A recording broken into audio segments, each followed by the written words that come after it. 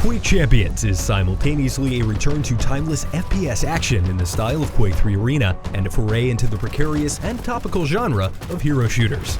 My time with a preview build of Quake Champions was remarkably fun, in spite of the Champions element of the game failing to really click.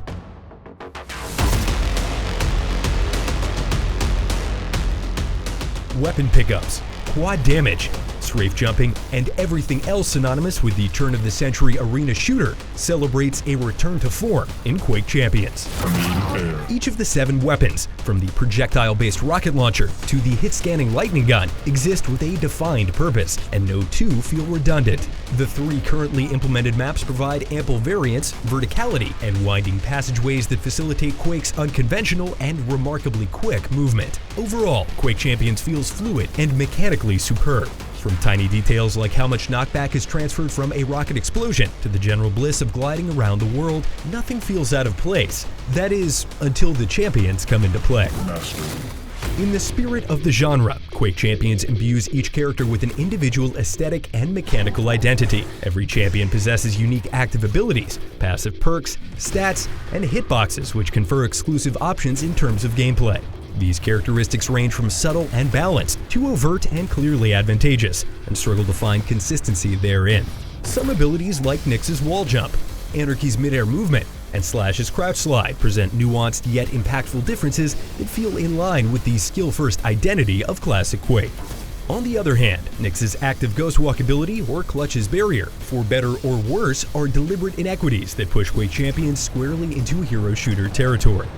Unlike Overwatch, Quake's champions don't embody strict archetypes, but rather serve as a means for personal expression and mechanical variance. Team composition in general takes a backseat to personal skill, especially in the team deathmatch mode. Success here is achieved by brutally fast reaction time, precise aim, and managing pickup timers, rather than comboing together abilities. This presents a curious setting for a cast of differing heroes. Since filling out a team's shortcomings or countering an enemy champion is much less of a concern, there's no real reason to choose anything other than the champion you're most comfortable with. Interacting with enemy champions' abilities doesn't feel particularly good either. Landing a perfectly placed railgun shot on Clutch's active shield is straight up awful, while Nyx disappearing in the middle of a duel leaves a bad taste as well.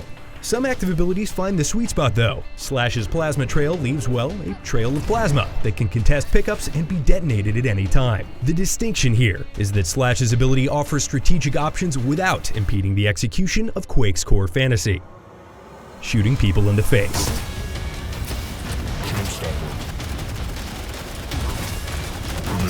Happily though, Quake Champions ends up being much more Quake than it does Champions, which is doubly exciting in the context of its rich suite of online amenities. First and foremost, Quake Champions will be free to play as Ranger, with the ability to rent or potentially acquire other champions down the line. For those without the patience to engage in such an endeavor, a conventionally priced version will convey full access to all of Quake's champions. Furthermore, an absurd smattering of in-depth aesthetic customization options from loot boxes looks to sate even the most obsessive player's lust for progression, while fully supported ranked matchmaking ensures a proper setting for Quake Champions' competitive community. For much more on Quake Champions, including a full review, keep it right here on IGN. Kiddos is why I'm top of the class.